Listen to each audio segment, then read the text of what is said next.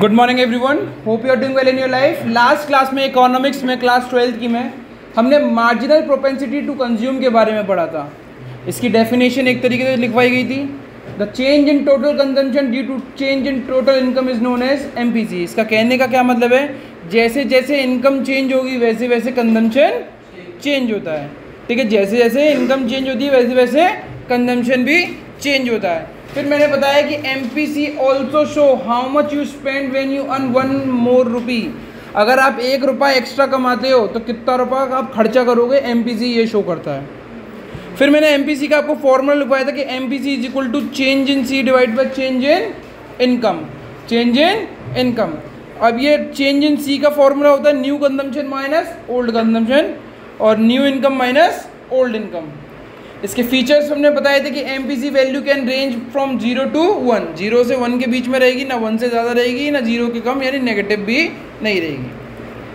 फिर मैंने आपको बताया ये वर्क कैसे करता है कि सपोज करो MPC अगर किसी इकोनॉमी का 0.60, इसका मतलब है कि केवल वो इकोनॉमी में अगर आप 1 रुपया कमाते हो तो कितने रुपये खर्च करोगे आप, 60 पैसे। कितने खर्च करोगे। फिर मैंने आपको इक्वेशन लिखवाई थी, इस इक्वेशन को हम पढ़ते हैं बेटा। ये इक्वेशन लीनियर इक्वेशन भी बोली जाती है कि कंजम्पशन का एक फॉर्मूला होता है C bar plus B Y, C bar plus B Y. C constant है यहाँ पे तो इसको लिखा हुआ ऑटोनॉमस कंजम्पशन, फिर B लिखा है MPC और ये लिखा है इनकम। इसको हम समझते हैं हुआ क्या। मैंने कुछ आपको ये बताया था, क्या कहते हैं स्टार्टिंग में, कि जब जीरो इनकम होती है तो कंजम्पशन कुछ होता है, कुछ होता है ना, होता है ना। क्यों होता है, बेसिक नीड्स। फिर मैंने बोला कि इस बेसिक नीड्स को आज से हम कांस्टेंट या ऑटोनॉमस भी बोलेंगे। क्या बोलेंगे, ऑटोनॉमस। यानी ये खर्चा तो आपको करना ही करना है। तो अगर किसी कंजम्पशन का आंसर निकालना है तो इसमें ये हिस्सा तो जोड़ो जो आपको करना ही करना है, मतलब ये तो आपको करना ही पड़ेगा। 20 रुपये तो आपको खर्च करने ही, ये 30 भी हो सकते हैं, 40 भी हो सकते हैं, अकॉर्डिंग टू द क्वेश्चन हो सकते हैं। फिर मैंने क्या बताया था कि जैसे जैसे इनकम बढ़ती है वैसे वैसे कंजम्पशन बढ़ता है, नहीं बढ़ता। तो वो यहाँ से हमें दिखाता है, जैसे जैसे इनकम बढ़ रही है Y बढ़ रहा है वैसे वैसे B भी बढ़ रहा है, मतलब कंजम्पशन कितना बढ़ेगा वो दिखाएगा। ठीक है ना। सपोज करो मैंने बोला कि भैया at zero level of income, suppose करो at zero level of income मेरा कंजम्पशन था 80। प्लीज़ अगर लिखना चाहें तो आप लिख सकते हैं इस चीज़ को। जीरो लेवल ऑफ इनकम पे मेरा कंजम्पशन कितना था, एट जीरो लेवल पे कितना था, लेवल ऑफ इनकम पे कितना था 80। फिर बोला कि MPC हमने निकाला है, वो निकाला है हमारा 0.60 और मैंने बोला इनकम जो है अभी 90,000 है, 9,000 लिख लो, 9,000 900 लिख लो तो ज़्यादा अच्छा रहेगा। अब मैं बोलता हूँ कि भैया कंजम्पशन निकालो, कंजम्पशन का आंसर निकालो। तो consumption is equal to what, plus B Y. अब इसका मतलब क्या, at zero level of income पे कंजम्पशन कितना दे रखा है मैंने, 80। तो ये 80 यहाँ रख दो। बी कितना है 60, वाई कितनी है इनकम 80 प्लस इसको सॉल्व करोगे तो 540, 620। यानी जब इनकम हमारी 900 रहेगी तो कंजम्पशन कितना रहेगा 620। जब इनकम हमारी कितनी रहेगी 900 तो कंजम्पशन कितना रहेगा 620। प्लीज़ एक और निकाल के दिखाएं प्लीज़।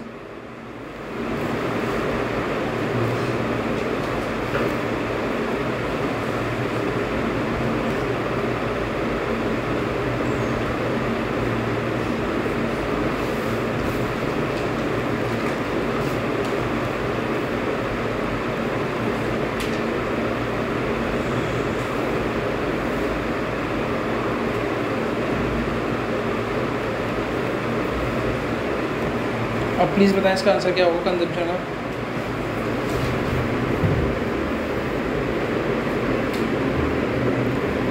कितना होगा आंसर,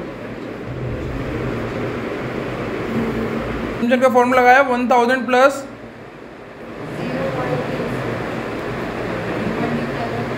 मल्टीप्लाई बाय, तो यहाँ पे 1000 होएगा, यहाँ पे कुछ और आना चाहिए। ये वाला ये चीज़ आती है, ये 0 लेवल वाली आती है। हाँ तो ये कितनी है?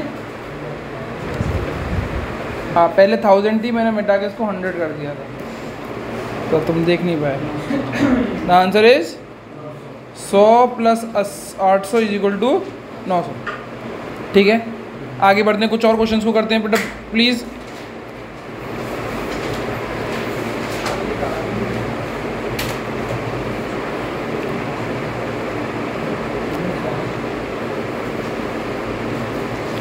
MPC निकाल सकते हो? MPC के फॉर्मूले से चेक करो, थोड़ा सा दिमाग मारो करके देखो। चलिए बच्चों, हम इसको सॉल्व करते हैं।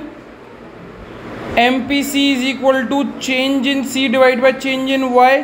चेंज इन C मतलब ये ओल्ड है, ये तो न्यू माइनस ओल्ड करो, 1000 में से 700 के कितने बचे? और चेंज इन Y मतलब ये ओल्ड और ये न्यू, 1500 में से 1000 गए तो कितने बचे? इस 0.6 का कोई मतलब दोबारा से बताएगा क्या है? जब इनकम अगर 1 रुपये से बढ़ेगी तो 60 पैसे किस में जाएंगे? कंजम्पशन में। Very good. Right down heading average propensity to consume. ये बहुत इजी होता है बेटा।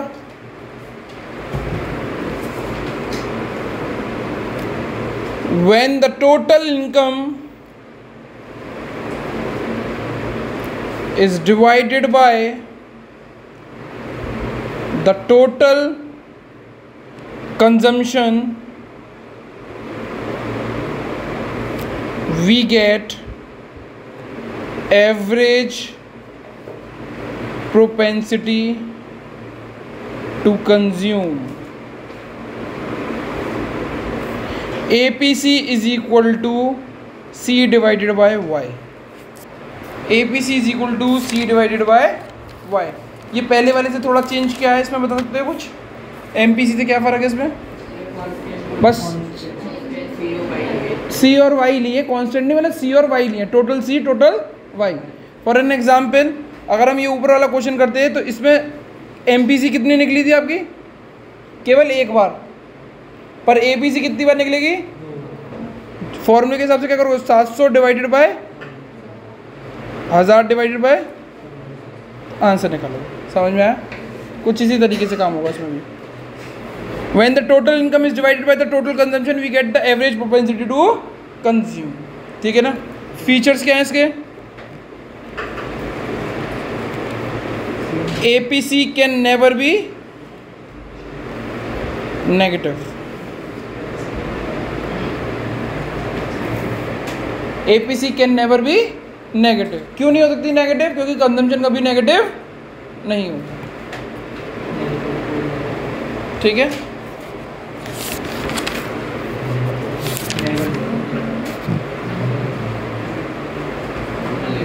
Can never be negative, sorry.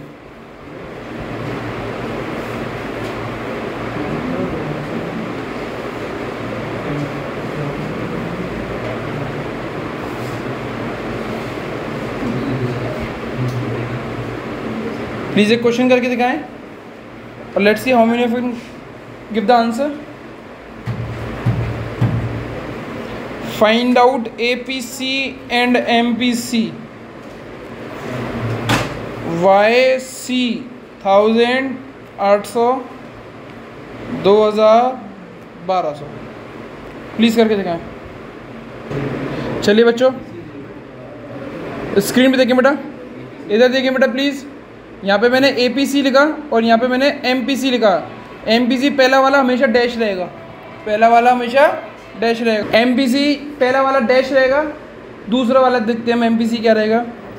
Change in C कितना चेंज हुआ यहाँ से? 400 divide by change in Y कितना चेंज हुआ? तो आंसर आया 0.4। ठीक है ना? APC दोनों निकलेंगे, ये कितना निकलेगा? 0.2। और ये कैसे हुआ? 800 डिवाइडेड बाय 1000 और दूसरा कैसे हुआ 1200 डिवाइडेड बाय 2000। दूसरा क्वेश्चन और करें, एमपीसी निकाल के दिखाएं बेटा। चलिए बच्चों स्क्रीन पे देखते हैं दोबारा से। एमपीसी का फॉर्मूला होता है C divided by Y, change in C divided by Y. Change in C क्या होता है 7500 माइनस 7000 और 2000 माइनस 1250 कितना हुआ 500 डिवाइडेड बाय 750। जब इसको हमने सॉल्व किया तो 0.66 आ गया आंसर, 0.66।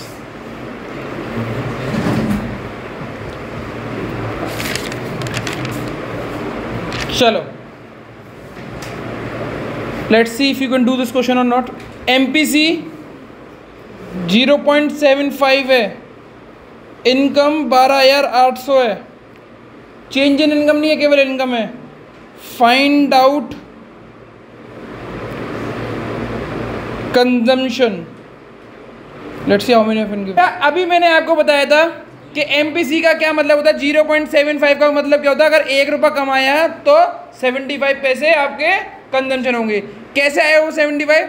1 इंटू 0.75 यानी वो कितने पैसे आ गए, ठीक है ना, ये पैसे आ गए। अब इनकम मेरी 1 रुपये की जगह कितनी हो गई, तो कंजम्पशन कितना हो जाएगा बेटा,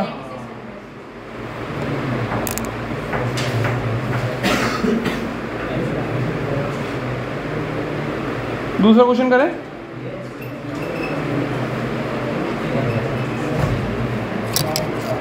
राइट डाउन, लिखो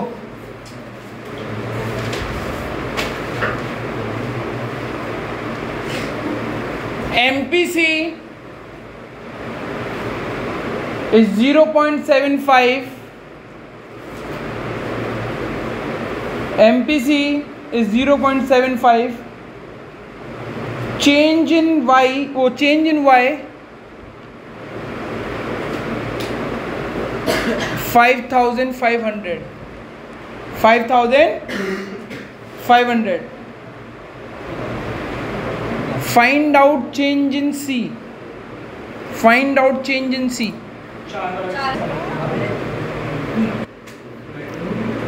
Write down another topic saving function.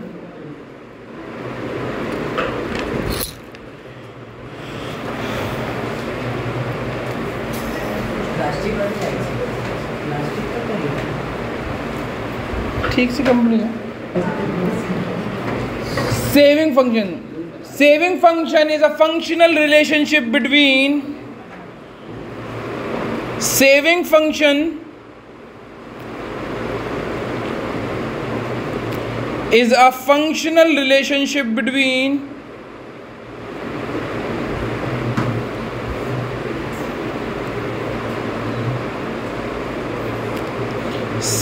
saving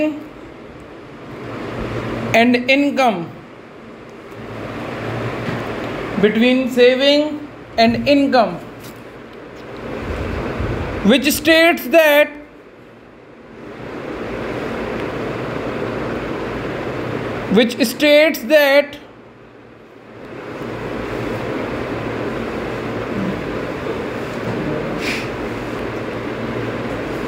as income rise,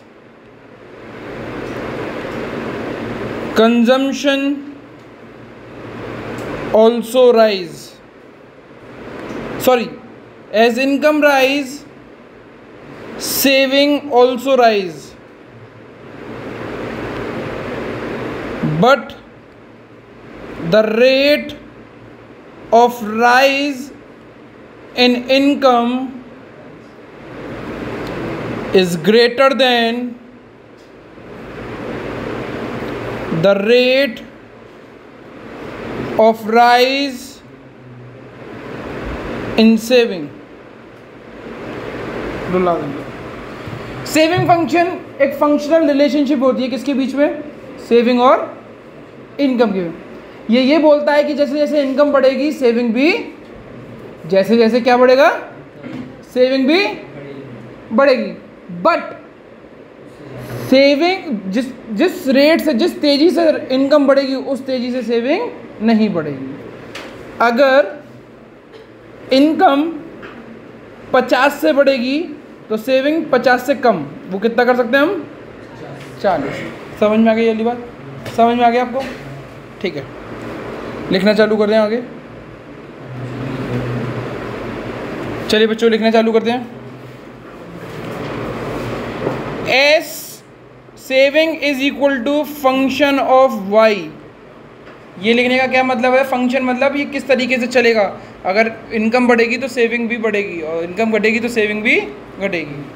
फिर हम लिखेंगे y is equal to C plus S. Y is equal to C plus S. Income किसके बराबर होती है? कंजम्पशन प्लस सेविंग के बराबर। और लिखना चालू करें, स्केड्यूल बनाएं, फिर डायग्राम बनाएंगे।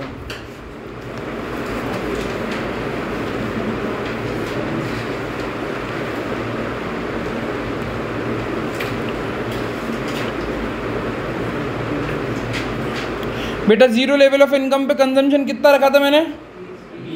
20। फिर कितने से बढ़ाया था मैंने? 30 से। कितने थे? 50, 80, 110, 140। और सेविंग क्या होता है बेटा? y में से c को माइनस कर दो, y में से c को माइनस कर दो, तो -20, -10, 0, 10, 20।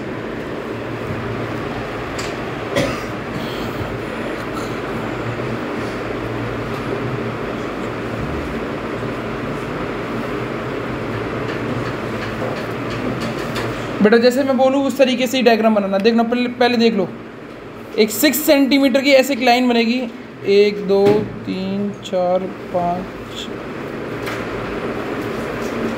ठीक है। और बेटा स्क्रीन पे देखो प्लीज़।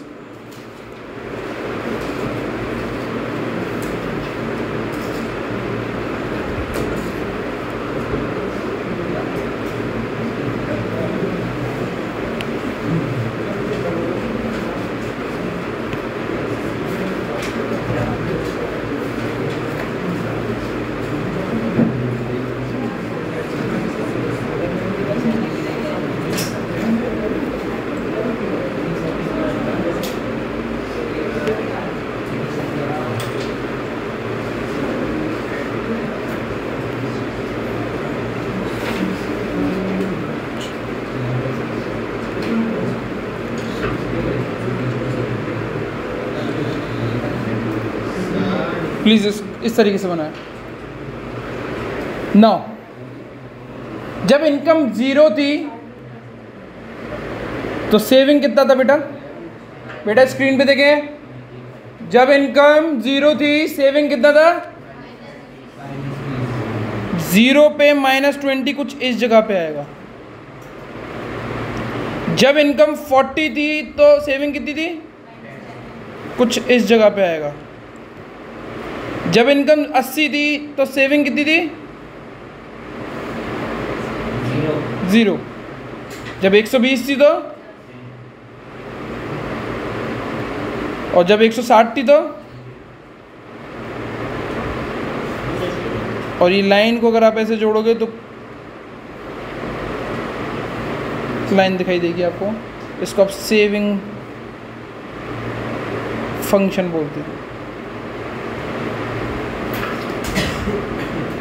इस पॉइंट को E बोलेंगे, ब्रैकेट में BEP।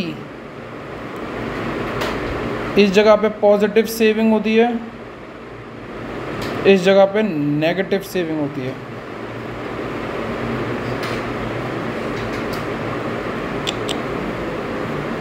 Negative saving.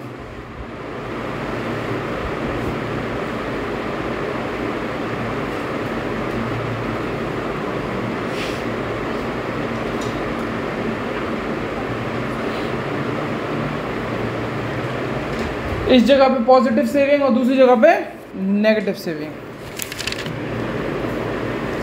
और फिर लिखना चालू करते हैं हम लोग। एक्सप्लेनेशन को फिर समझेंगे अच्छे से, है ना।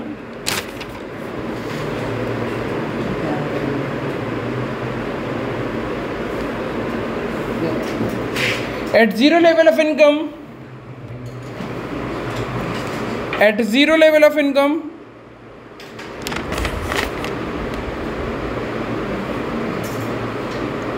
saving is negative. मुझे कोई बता सकता है जीरो लेवल ऑफ इनकम पे कंजम्पशन कुछ पॉजिटिव रहता है बट सेविंग नेगेटिव क्यों रहती है? वेरी गुड, तो ये लाइन समझ में आ गई ना। उतना ही जितना कंजम्पशन हो रहा है उतना वो खर्चा कर रहा हो, उससे सेविंग में से निकल रहा होगा। Saving is negative because of autonomous consumption.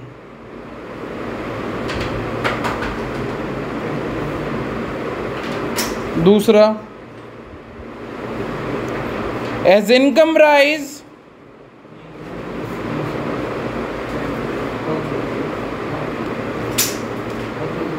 saving also rise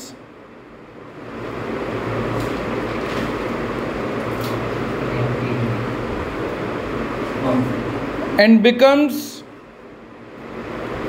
zero. That intersection point is denoted by E and known as break even point.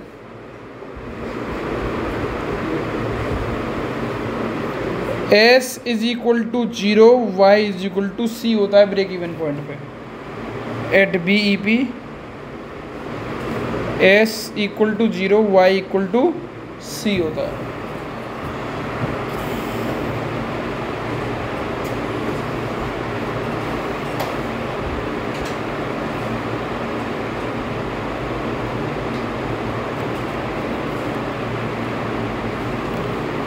Before break even point,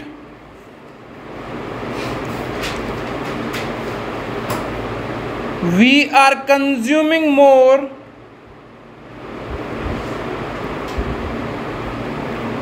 before break even point we are consuming more and earning less, because of which saving is negative.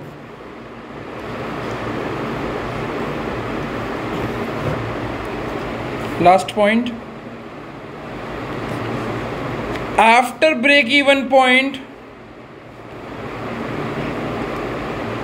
we are consuming less and earning more, because of which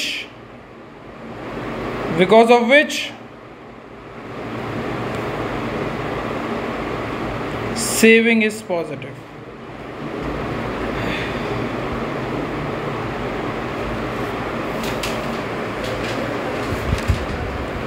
अगर आप इसको check करेंगे ये बिल्कुल consumption function की तरह ही है बिल्कुल। प्लीज इसको समझते हैं अच्छे तरीके से ग्राफ के थ्रू।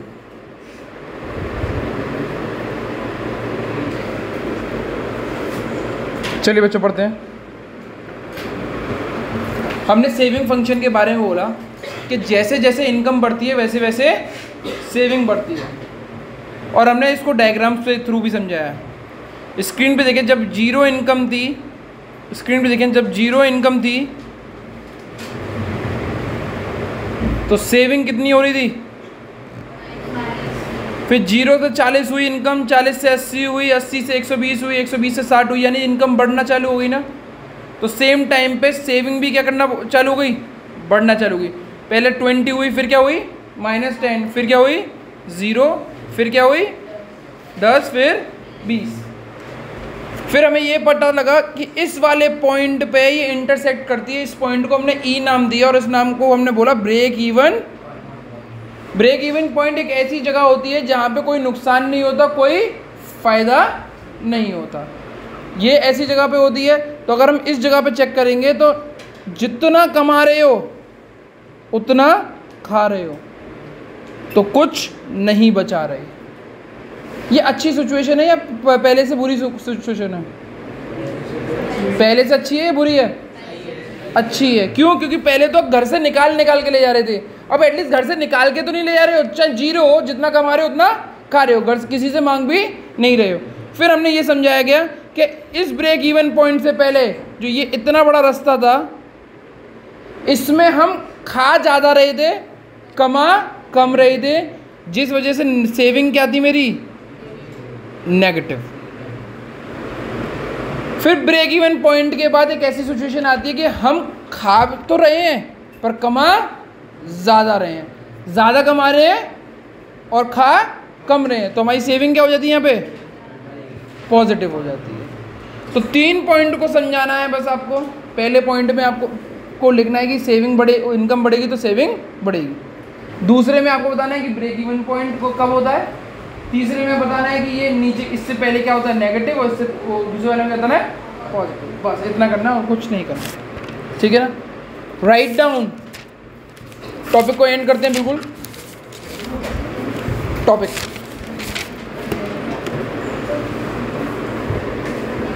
हेडिंग डालें, marginal propensity to save, commonly known as MPS. The change in total saving due to change in total income is known as MPS. MPS is equal to change in S divided by change in Y. Change in S क्या होता था? New saving minus old saving. Change in Y क्या होता था? New income minus old income. बस इतना करना था। दोबारा से लिखवाते हैं। If MPS is 0.40, this means if you earn ₹1, then you will spend 40 पैसा on saving। स्पेंड मतलब उससे मत ले जाना, सेविंग में आप जमा करेंगे एक तरीके से।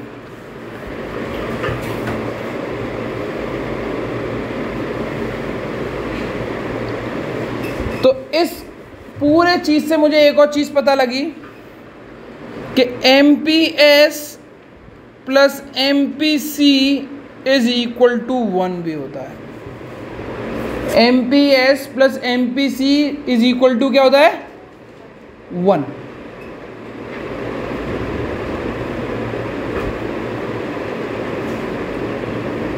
बेटा स्क्रीन पे देखेंगे, थोड़ा सा समझने की कोशिश करेंगे। MPC को मैं और किस नाम से जानता हूं? कोई और मुझे बताएगा?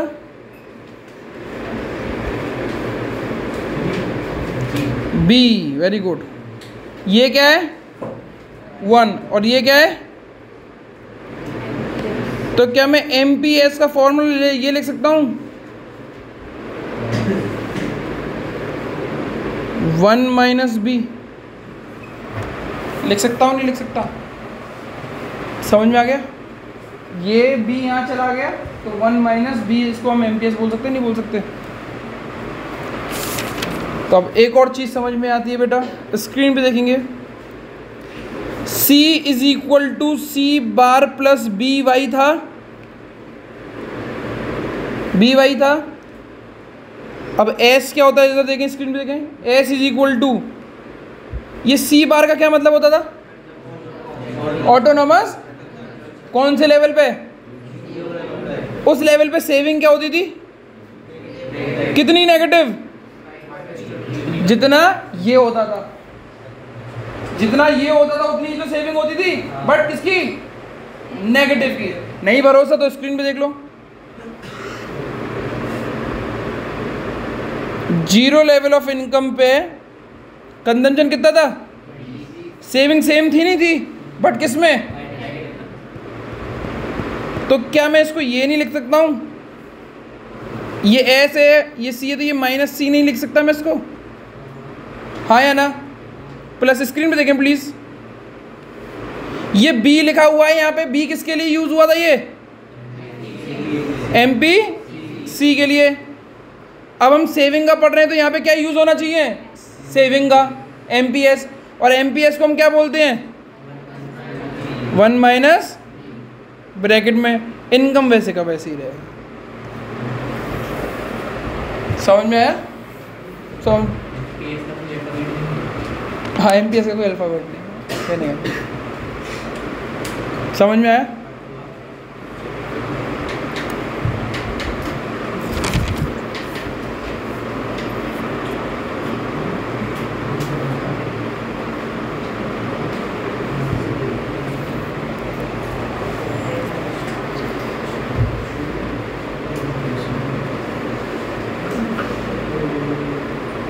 इसको ऐसे ही लिख देना जैसे मैंने लिखा हुआ है। ये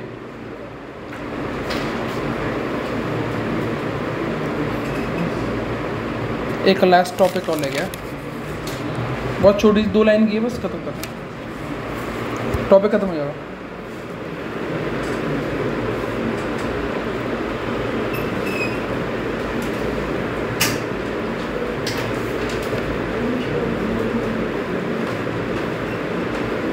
बेटा ये बहुत इंपॉर्टेंट इक्वेशन है ये वाली। Average propensity to save, APS, when total saving is divided by